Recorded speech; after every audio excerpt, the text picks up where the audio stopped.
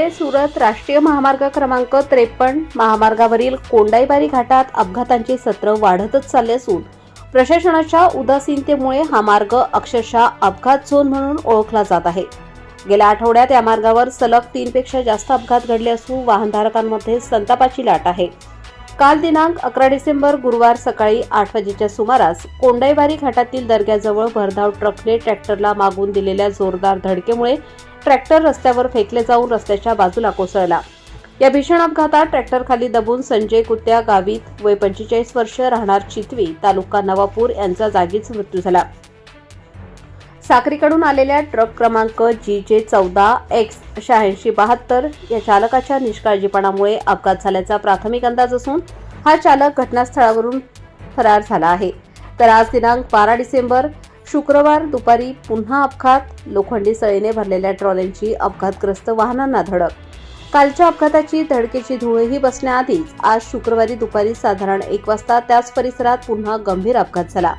दहिवेलहून येत असलेल्या लोखंडी सळ्यांनी भरलेल्या ट्रॉल्यांना वाहन क्रमांक GJ8AU0981 ट्रकने मागून जोरदार धडक दिली।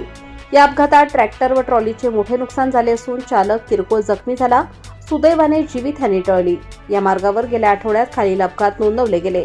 दिनांक 6 डिसेंबर रोजी सोनखाम गावाजवळ मक्याने भरलेला ट्रक पलटी, त्याच ट्रकला भाजीपाला वाहणाऱ्या पिकअपची धडक, काही तासातच बस ट्रकची टक्कर, तर रात्री कोंबड्यांनी भरलेल्या पिकअप वाहन पलटी झाले, त्यात अनेक कोंबड्या मेल्या व वाहनाचे नुकसान।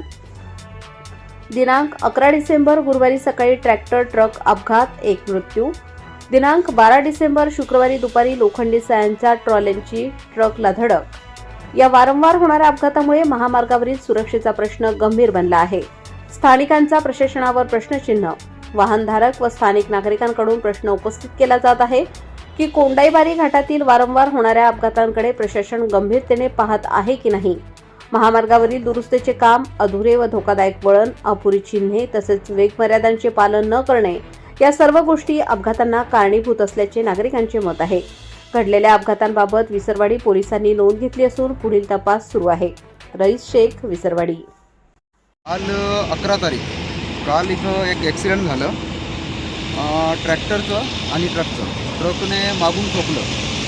हे बघू शकता तुम्ही, इथं काल इथं ॲक्सिडेंट झालं आहे आणि आज परत एक ट्रक डायरेक्ट या ट्रकला येऊन ठोकलं गेलं। म्हणजे इथं शासनाचं काहीच लक्ष नाही, काही नाही। थोडं जरा आता डायरेक्ट नितीन गडकरी साहेबांना सांगावं लागेल की काय, जरा शासनाने लक्ष द्यायला हवं।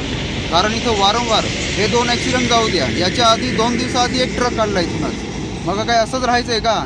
लोकांचा जीव जातो इथं, काहीच नाही, शासन लक्ष देत नाही, काही नाही। आणि रस्ते एवढे खराब आहे की इथं ट्रक सोडून आता बैलगाड्या चालवलं असे रस्ते झाले। काय करायचं? शासनाला जरा कळकळीने विनंती आहे की थोडं याकडे जरा लक्ष द्यावं, बस। ताज्या व महत्त्वाच्या बातम्या बघण्यासाठी प्ले स्टोअरवर जा, प्रबलभूमी ॲप डाउनलोड करा व या धावपळीच्या जीवनात अपडेट राहा।